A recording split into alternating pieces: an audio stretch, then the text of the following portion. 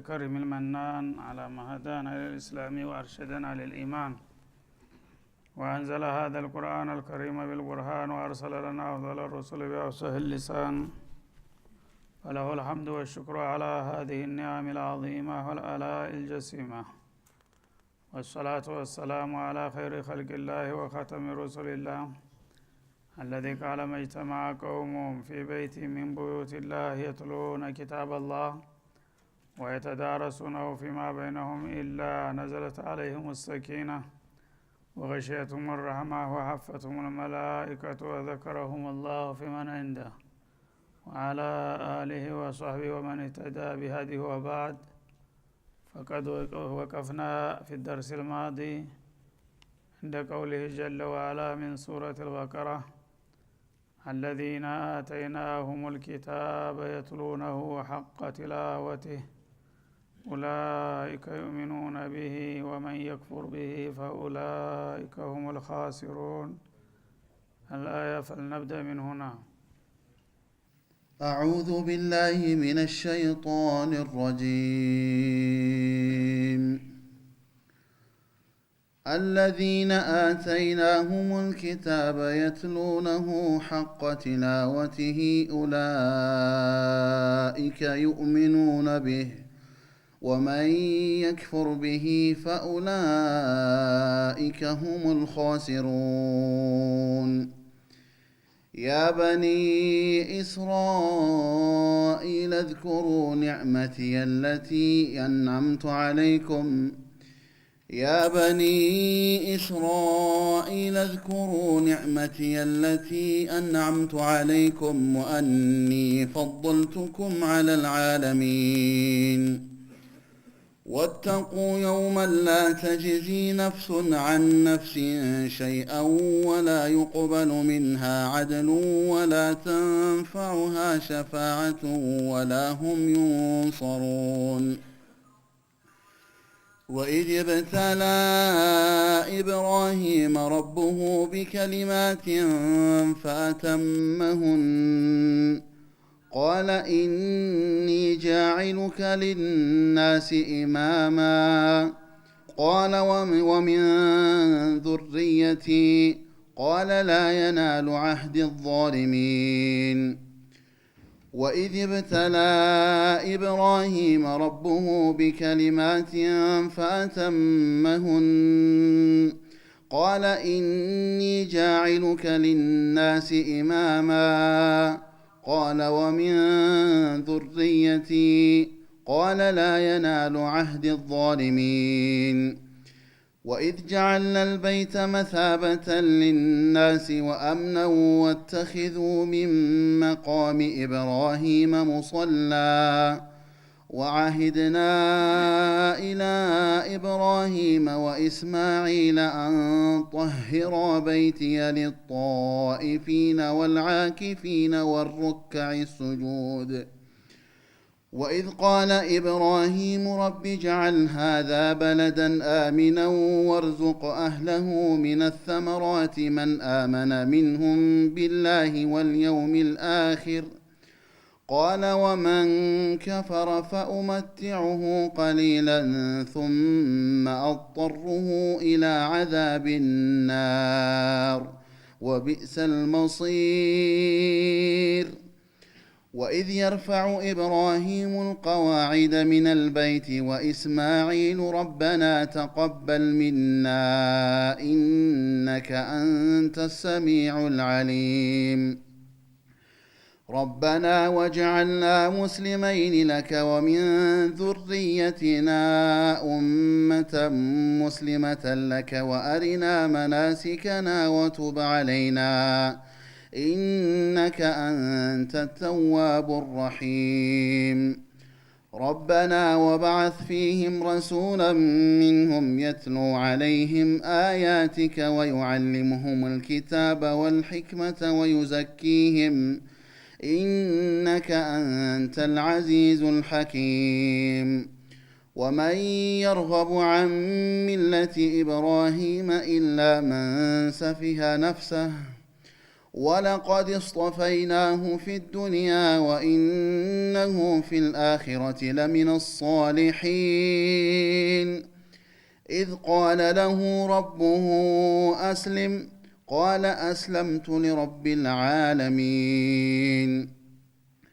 ووصى بها إبراهيم بنيه ويعقوب يا بني إن الله اصطفى لكم الدين فلا تموتن إلا وأنتم مسلمون أم كنتم شهداء إذ حضر يعقوب الموت إذ قال لبنيه ما تعبدون من بعدي قالوا نعبد إلهك وإله آبائك إبراهيم وإسماعيل وإسحاق إلها واحدا ونحن له مسلمون تلك أمة قد خلت لها ما كسبت ولكم ما كسبتم ولا تسألون عما كانوا يعملون. أعوذ بالله السميع العليم من الشيطان الرجيم.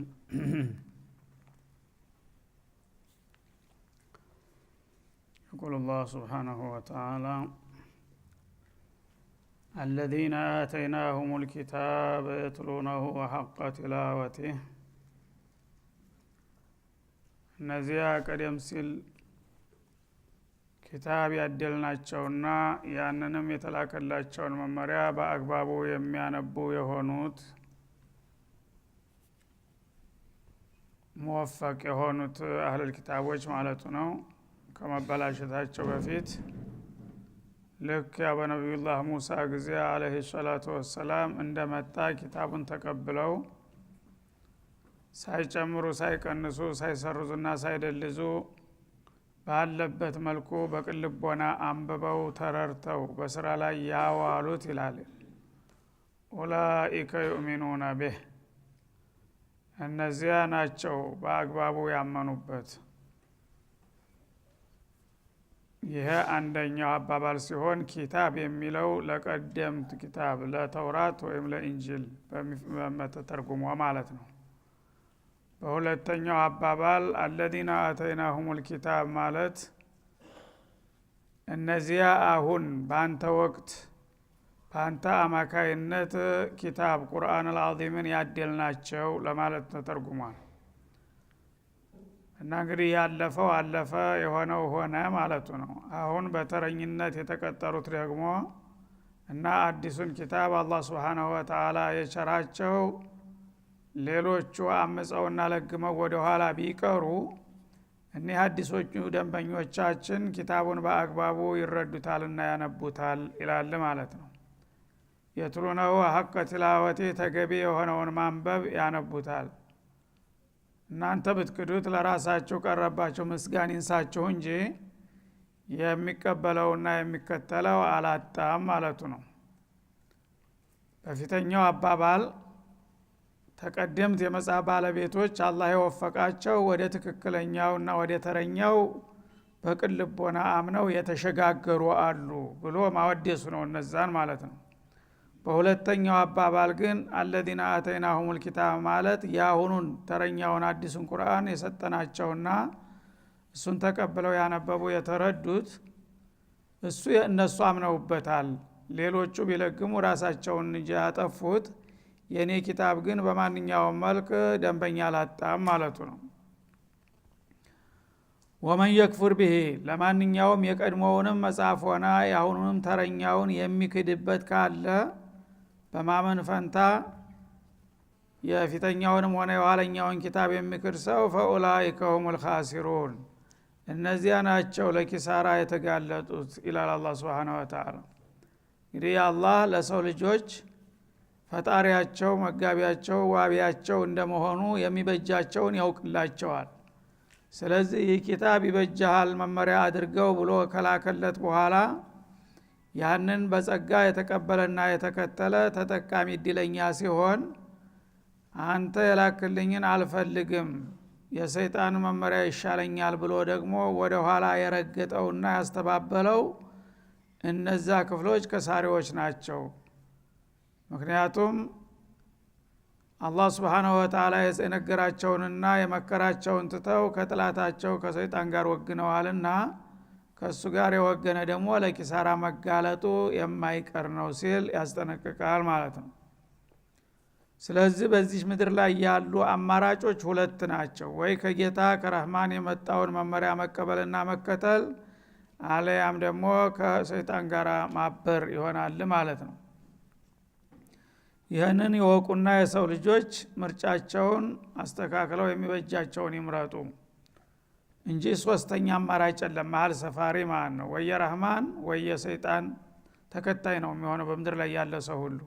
የአላህን ፍቃድ ያልተቀበለ ሁሉ ወደደም ጠላም እሱ ለራሱ የፈለገውን ስም ቢሰጥም የሰይጣን መንገድ ተከታይ ነውና ለኪሳራ የተጋለጸ ነው እያለ ነው ማለት ነው። እና ይሄን እንግዲህ ትናንትም የነበሩት ዛሬም ያሉት ነገም የሚመጡት እድላቸው የሚወሰነው በዚህ መልክ ነው። የጌታቸውን ጥሪ ተቀብለው ነብዩ ጋር ተባብረው ቀናውን መንገድ የሚከተሉት አሉ። እነዚህ ናጅሖች ሙፍሊሖች እድለኞች ሆናሉ።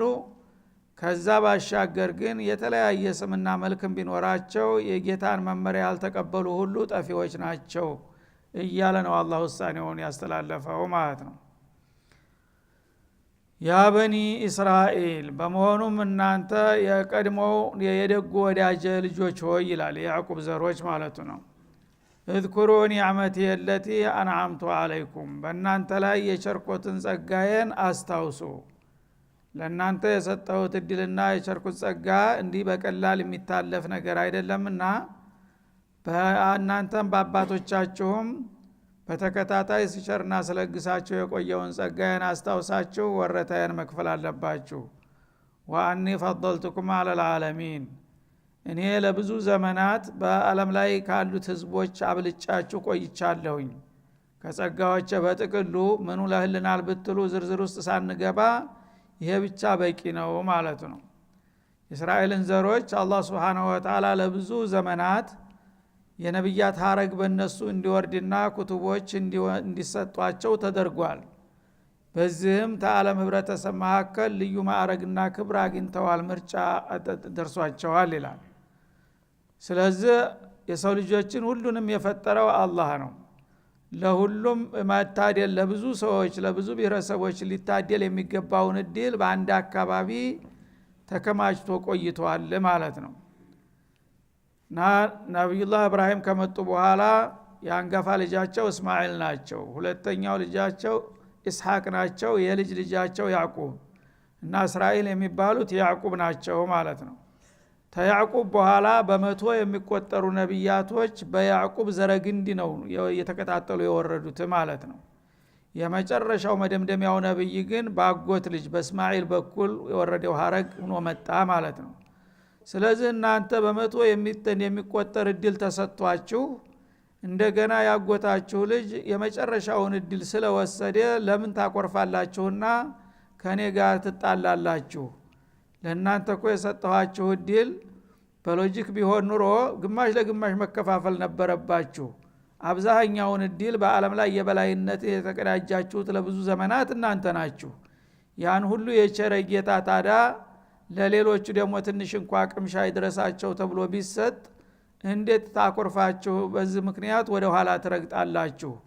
አሁንም ይህ ነገር አያዋጣምና የቸርኳቸውን ጸጋ አስታውሳችሁ ሽክሩን በመመለስ ከመጨረሻው ነብይ ጋራ መተባበር ነው መዳኛው መንገድ። እምቢ ካላችሁ ግን ፈኡላኢከ ሁሙል ኻሲሩን የሚለው ይጠብቃችኋል በማለት ያስጠነቅቃል። እና የብዙ ነብያት ባለቤት የብዙ ኩቱቦች ባለቤት እንዲሁም ለብዙ ዘመናት የአላህ ወዳጅ አማኞችና ታማኞች ሆናችሁ እንደመቆየታችሁ አሁንም ያው መንገድ ነውና የሚያዋጣችሁ በዛው ብትቀጥሉ ይሻላል ሲል ማስጠንቀቂያ ይሰጣል ማለት ነው። እምቢ ካላችሁ ግን የወትሮዎቹም ከሃዲዎች ካሲር የሆኑት በአመጻቸው ነውና እናንተም በመጨረሻም ቢሆን ወደ ኪሳራው ዓለም መሄዳችሁ እንደማይቀር ነው ይላል ማለት ነው። ወተቁ ስለዚህ ይሄንን ማስጠንቀቂያ የማትቀበሉና የማትጠነቀቁ ከሆናችሁ አንድ ከባድ ነገር ነው ላስጠነቅቅና ላሳውቃችሁ የሚሻው። ተጠንቀቁ የውመን በጣም አደገኛና ከባድ የሆነ ቀን አለ ፊት ለፊታችሁ።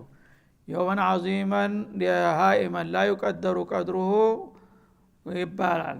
የማይለካ አሳር መከራው ከዚህ ወዲህ እስከዚህ የሚባል ነገር ሳይሆን ከባድ መከራ ያዘለ ቀን አለ ፊት ለፊታችሁ ይላል። የውመል ቂያማን ነው።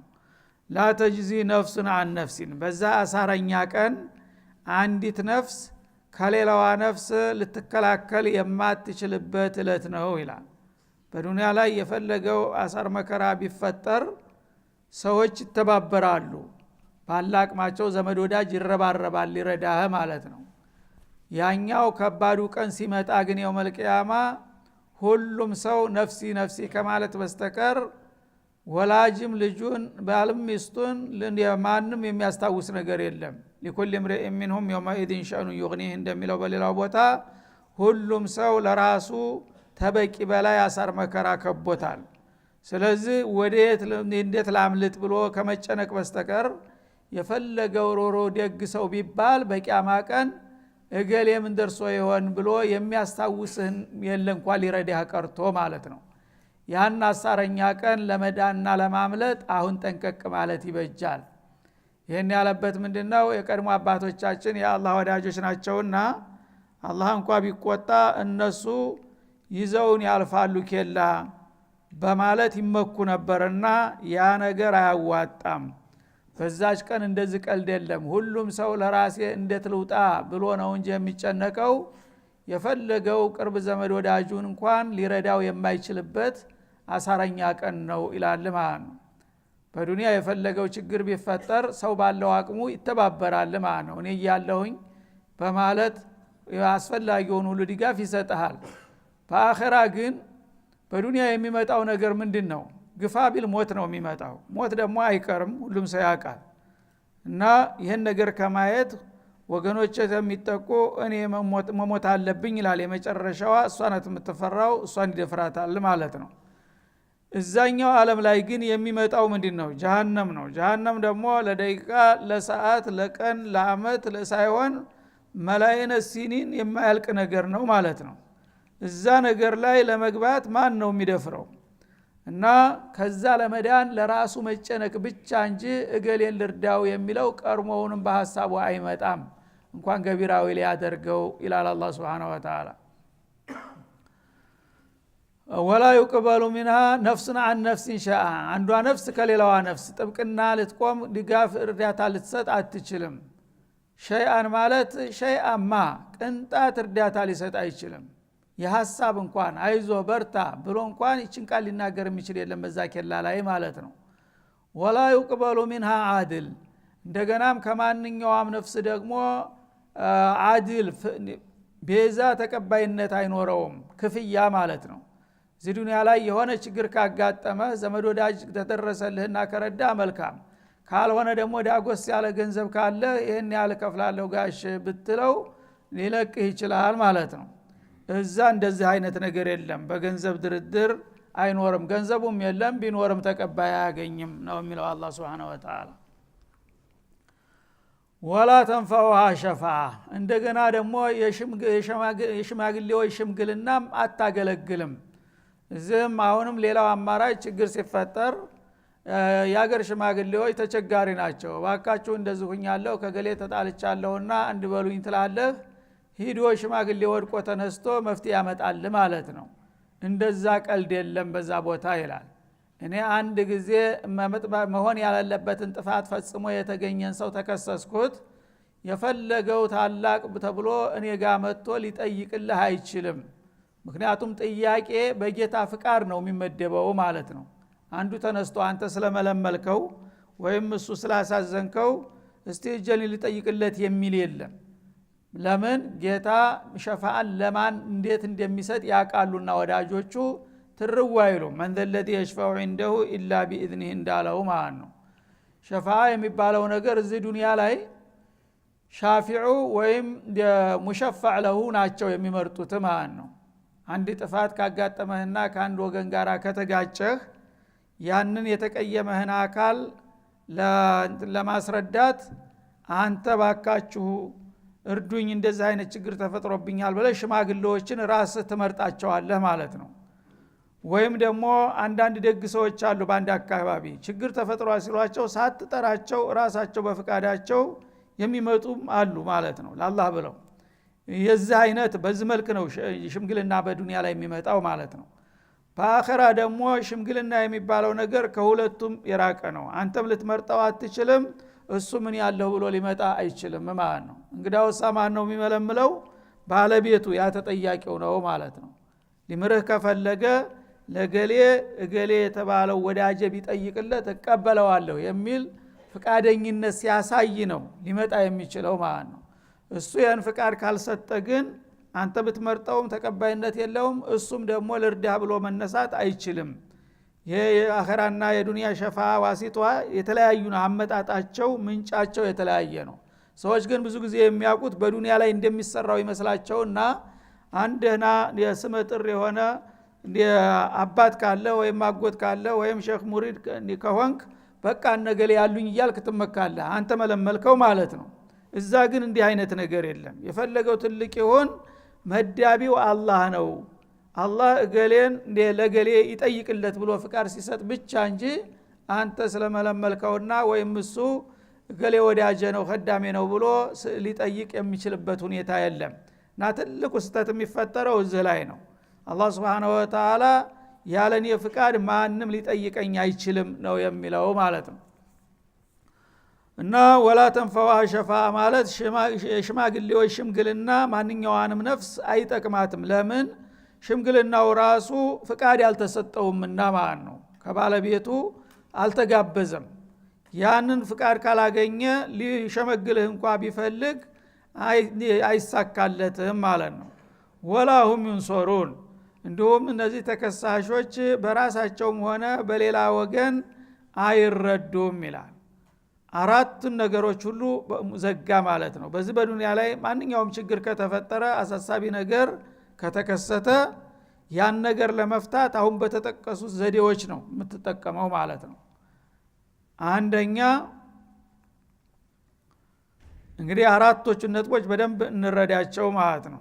በዱንያ ላይ የፈለገው ችግር ከተፈጠረ አሁን የተጠቀሱት አራት መፍትሄዎች በዚህ ሊጠቀም ይችላል ማንኛውም ሰው ማለት ነው። አንደኛ ነፍስ ሊነፍስ፣ አንዲት ነፍስ ለሌላ ነፍስ፣ አባትህ አለ፣ እናትህ አለች፣ ወንድሞችህ አሉ፣ አጎት አክስቶችህ አሉ፣ እገሌ ቤተሰብ አባል ችግር አጋጠመው ከተባለ በሙሉ ይመጣሉ ባላቅማቸው ሊተባበሩ ማለት ነው። ወይም ደግሞ ባለስልጣናት ወገን ካለ እሱም አለሁልህ አይዞህ ይልሃል ማለት ነው። ተዛ ቀጥሎ ደግሞ አድል ይመጣል። ገንዘብ ነው ጣልቃ የሚገባው ማለት ነው። እነዚህ ሁሉ መፍትሄ ሊያመጡ የማይችሉ ከሆነና ጥሩ ገንዘብ ካለህ በዛ በገንዘብ ከነፍሴ በላይ ብለህ መላይንም ልትከፍል ትችላለህ ማለት ነው። ተዛ ቀጥሎ ካልተሳካ ደግሞ ሸፋዓ የሚባለው አለ። ሰው ለገንዘብ የማይበገር ኃይለኛ ጥላት ያገጥምሃል። ወይም እሱ የሞላለት የደላው ገንዘብ ሞልቶታል፣ ያንተን ይንቀዋል ማለት ነው። መበቀል አለብኝ ብቻ ብሎ ይነሳል። ያነ ደግሞ እሱ በሚያከብራቸው ታላላቅ ሰዎች ስትሄድበት እንደገና ምን አረጋለሁኝ ለእናንተ ብዬ ብሎ እጅ ሰጣል ማለት ነው። ይህ ነው። ሌላው እነዚህ ሁሉ መፍትሄዎች አልቀበልም ካለ ምን ይሆናል? አንተ ያለ የሌለ ኃይልህን አስተባብረህ እንግዲህ ሞት አልቀረ ይዤ መጥፋት አለብኝ ሳይቀድመ ይልቅ ደም በሚለው ልትበቀለው ትችላለህ ማለት ነው፣ ጉልበቱ ካለህ።